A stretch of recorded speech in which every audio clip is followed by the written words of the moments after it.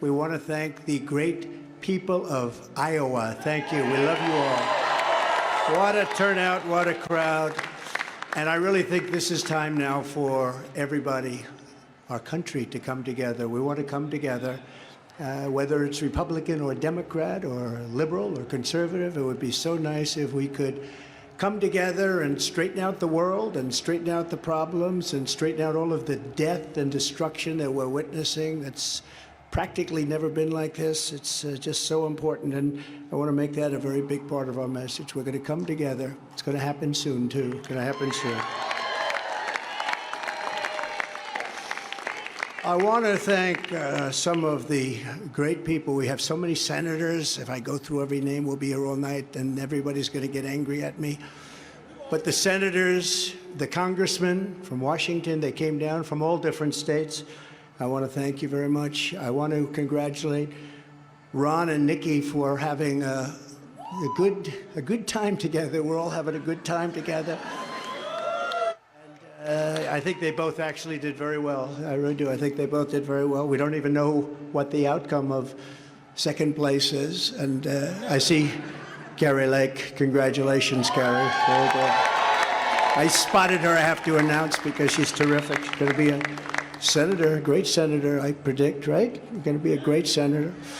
And I also want to congratulate Vivek, because he did a hell of a job. He came from 0, and he's got a big percent, probably 8%, almost 8%, and that's an amazing job. They all did. They're all very smart people, very capable people.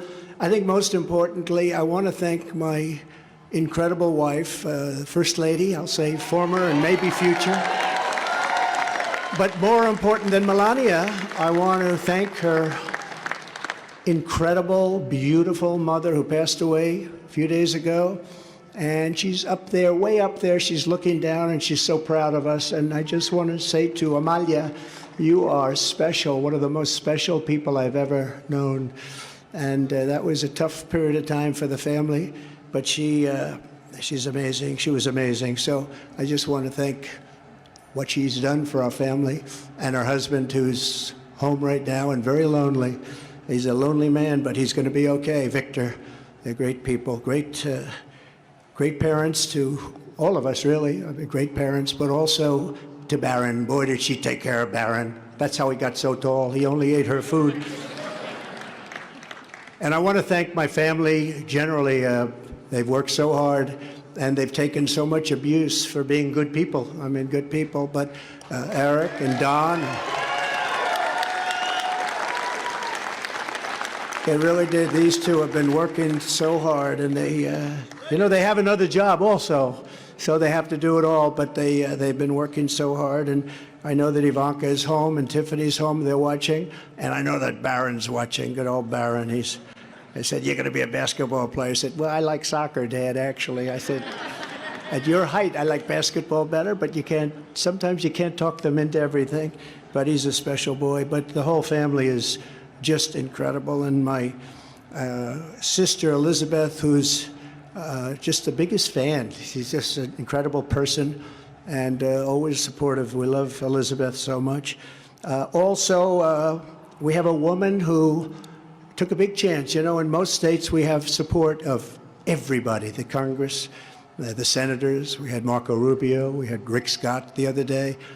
We have, probably 55% of the senators. And now they're all calling and saying, we want to endorse you, sir. I said, oh, great. Same thing with the Congress, men and women. We have tremendous, much more than anybody probably has ever had in this position. And we love them all. They're great. They're really trying to do a good job for our country. But one woman in Iowa who really stepped up was your Attorney General, Brenna Byrd. She really, really stepped up. Where is Brenna? Come in. Thank you. Glad to do it. We need you. Yeah. She stepped up. She's going to be your governor someday, I predict. So we'll see. We'll be watching, but she really did. She broke away from the pack. And she had tremendous courage, and wasn't easy. In some states it's easy, in other states it's a little bit more difficult. But we have really the support of the people of Iowa, which has been just incredible. Another man who was actually the first person to endorse me in the entire country. He's a state senator. His name is Brad Zahn. He looks like he's the most handsome guy, I think. Oh, you made it. He had to drive from his caucus location. You made it. I call him the Marlboro Man. Hey, Brad. You want to say something? Come on, go up. Say something. Well, I'll tell you, I had to actually do a TV interview bragging about you. The reason why I was late is because of that, but is he awesome or what? I am honored to be the first person in the United States to endorse this guy.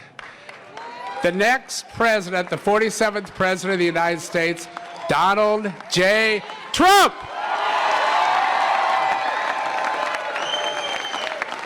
And when he says endorse, we're really talking about 2015. He endorsed me before, actually, long before I knew I was going to run. I said, who's this man in Iowa? He's a senator, a state senator. He's a good-looking guy, too. Doesn't he look? You could pay him and give him a lot of money. And by the way, Mr. Chairman, I want to thank you for being here. You are so great. Comes all the way from Missouri, which isn't that far. You can't drive an electric car that far, though. Thank you very much. I appreciate it very much. The group of people that we have on the stage is just emblematic of the tremendous group that we've had. We've had such a great team. You know, we did well. We were looking really good in 2016. And just to go back to the senator, he was saying, I said, who is that guy? Brad, his name. Who is he? He keeps endorsing me. He keeps saying Trump, and I didn't even know I was running. He endorsed me 4 months before I knew I was running, about 4 months before the Escalade ride down with our great First Lady. And that was Brad. I said, who is he? So he was the first one.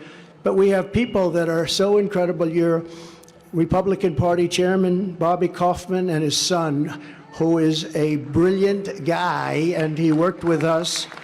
And I will tell you, that is a family of real professionals. Matt Whitaker, who is the very talented and very good Attorney General. Where is Matt? He's around here someplace, and he's been with us all the way. You know, we have a man that was very impressive, and I say there's nothing wrong with it. He's so solid and so good that he didn't catch on. Sometimes being a little controversial is good. He's so perfect, although he did break his leg during the campaign. That wasn't so good, but it sort of stood out a little bit, Doug. But Doug Burgum from North Dakota, the governor, and his beautiful wife, Catherine, and he got out of the race. What people don't know is that he actually supported me on the other side twice already, right? Then he decided to do it, and he was outstanding. But the traction is never easy, right?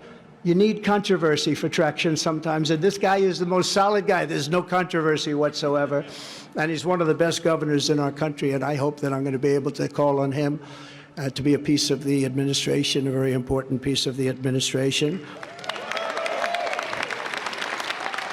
And also, just to conclude with this, the entire Trump team, and that includes my two boys who are really here all the time, whenever we needed them. Whenever we needed them. They are great, Eric and Don. And look at all these people. Oh, Susie, I have to say. And Chris. And they want no accolades. They just want a victory, and they want to make America great again. That's all they want, actually. They don't want to be speaking. They don't want to have pictures. They just want to do their job, right? I want to thank you very much, Jason, everybody. You're really fantastic. What a job you've done. Thank you. So we're going to come together. We're going to drill, baby, drill right away. Yeah. Drill, baby, drill. We're going to seal up the border. Because right now we have an invasion. We have an invasion of millions and millions of people that are coming into our country. I can't imagine why they think that's a good thing. It's a very bad thing. I think it's a group of people that probably larger in number than New York State. And we can't have that. We can't have that. It's not sustainable as a country. It's horrible. And you know, they're coming from prisons and jails. They're coming from all over. They're coming from countries that most people have never heard of. And they're coming from mental institutions and insane asylums. They're being emptied out into our country. And they're terrorists. Many terrorists are coming in. You know, in 2019, I saw just recently on a poll, they had none in 29, no terrorists. Now, I even say there's got to be some, but they have none. And then as soon as this group took over, they have hundreds and hundreds of terrorists coming in, known terrorists, some of them really bad. And many of them are in, and they came in, and nobody knows where they are. This is not a good thing. And we're going to have to deport. We're going to have a deportation level that we haven't seen in this country for a long time, since Dwight Eisenhower, actually. So I don't want to be overly rough on the president, but I have to say that he is the worst president that we've had in the history of our country. He's destroying our country. And, you know, my wife attended the funeral 2 months ago of Rosalind Carter, and it was beautiful. And Jimmy Carter was there, and I thought to myself, Jimmy Carter is happy now, because he will go down as being a brilliant president by comparison to Joe Biden. He'll be a brilliant president. He's going to be known as brilliant by comparison. So we have to stop the invasion. We have to bring down our energy. We have to, you know, I say all the time, we have more liquid gold under our feet than any other nation anywhere in the world. And we have to stop the crime, and we have to help rebuild our cities, and we have to rebuild the capital, Washington, D.C. I was there on one of the Biden indictment trials. You know, this is the only person this to happen before, but I go to a lot of courthouses because of Biden, because they're using that for election interference. And it's on things like election. And I don't know if you know, but they did polls tonight on the election of 2020. Do you believe it was honest or not? 82% said it was not. And we can't have that, Chairman. We can't have that. You can't have a situation like that. So we're going to straighten out our elections. We're going to do a lot of great things. We're going to try and go to paper ballots as soon as possible. Voter ID. One day elections. You know, we have these elections that last for 62 days, and if you need some more time, take as much time as you want, and so many bad things happen.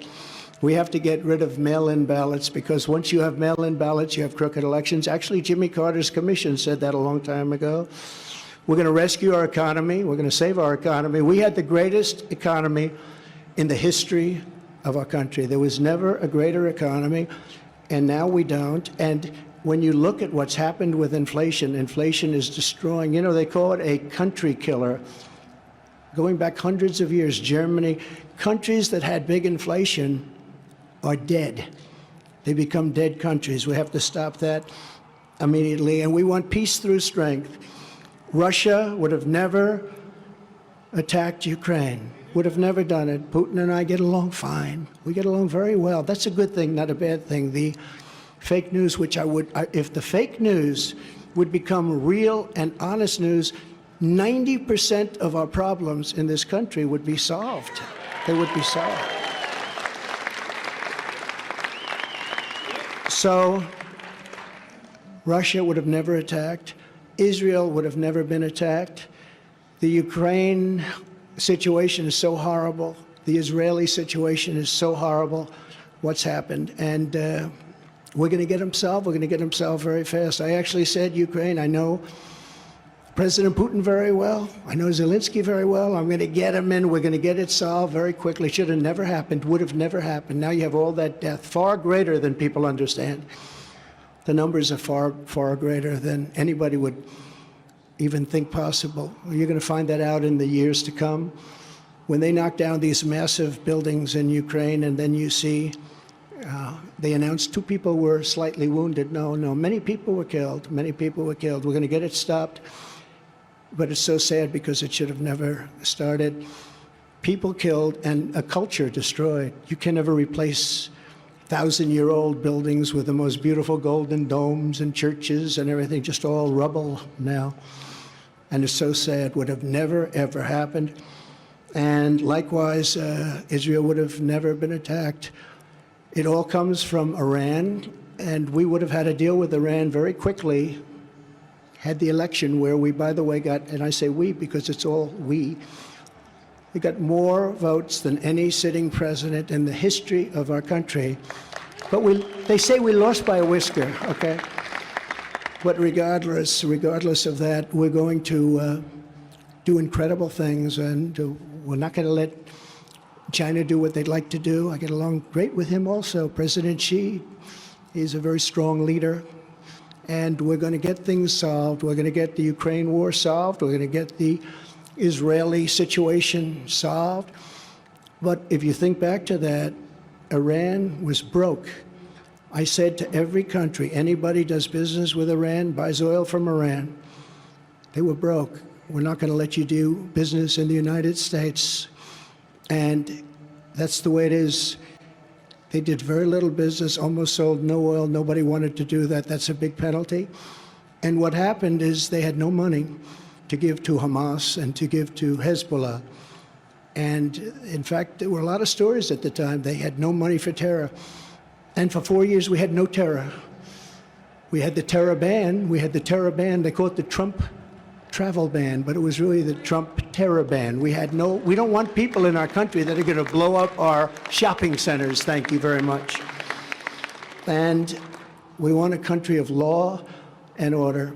So we're going to rebuild the capital of our country, Washington, D.C. We're going to scrub those beautiful marble columns and get the swastikas off them, and we're going to scrub them and get the graffiti off them, and we're going to clean the streets, and we're going to rebuild the streets, and we're not going to have rusted medians through the middle that are falling down into the roads where foreign dignitaries from all over the world come and they look. And we're not going to be riding on top of garbage like I did just a month ago, riding on top of garbage. We're going to rebuild our beautiful Washington, D.C., and we're going to take control of it, and we're going to make unbelievably harsh penalties for people that go around shooting. Last week they shot 3 people, and every night something happens. It's so sad. And likewise, we're going to rebuild our cities, and we'll work with the Democrats to do it. I'd be glad to work with the people in New York. We're going to work with the people in Chicago and LA. We're going to rebuild our cities, and we're going to make them safe. And we're going to give our police officers immunity. So every time they do something, they don't get sued and stopped. We're going to end crime in our cities. In Iowa, you don't know what that means, but I'll tell you, this is a different place. You don't know about crime. You don't know about getting mugged and getting whacked and getting thrown into subways. And we're going to stop it. And we're going to come down very hard on criminals. And we're going to stop crime in America. So I want to just finish by saying that this has been an incredible experience. The people have been, this is the 3rd time we've won. But this is the biggest one. They said, well, if you win by 12%, that's a big win. That's going to be very hard to do. Well, I think we more than doubled that, I guess, tripled it maybe. They said, you'll never get over 50, and I just left and we're at 54. Now, I don't know what's going to happen with it, but they said, you can't do that, sir. I said, what's about the highest? Well, you could get into the 40s, maybe 40, 41. And then I look up, and, you know, it's very interesting. I didn't know they called it early. I thought that they called it at about 10 o'clock. My impression, see this gentleman? He's dressed like a wall. I love this guy. He's been at 150 rallies probably, right? He has the most beautiful outfit I've ever seen. It's all beautiful brick. Will you come up here? Just come up here. Come on. It's so nice to see. Right? Come on up here. He's emblematic of what we did. We built over 500 miles of wall. We were going to add another 200 miles. It's much more than we promised. And we had the safest border in the history of our country. Now we have the worst border in the history of the world. Look at this man. Congratulations. Incredible to see you again. Really nice. Nice to see you, man. You take care of yourself, okay? Absolutely will. Thank you. Take care. I love that outfit. I love them. That's great. We love it. That's a hot-selling jacket, by the way. So, but that represents what we did. No, we built a tremendous. That's the reason. And we got Mexico to give us 28,000 soldiers free. And we had Remain in Mexico, and we had Catch and Release in Mexico. And we did a job. We had the safest border in our history. We had the greatest economy in our history. We were a great nation 3 years ago, and now we're a nation in decline. We are going to turn it around so fast. It's going to happen so fast. We're going to drill. We're going to have great wealth. We're going to drill. We're going to use that money to lower your taxes even further. We gave you the biggest tax cut in history, and we're going to lower them further, and we're also going to pay off national debt. It's about time. It's about time. So it's now off to New Hampshire, a great place. We won it last time, and we won it both times. And we love it. The people are great. But you know, the truth is the people in our country are great. They're all great. We love Iowa, but they're all great. They only want to see one thing. They want our country to come back. They're embarrassed by what's going on. Our country is laughed at. All over the world, they're laughing at us. And they want our country to come back. They want America, you know, they want us to be great again. It's a very simple. MAGA, make America great again. And America first. America first is a very important part of MAGA.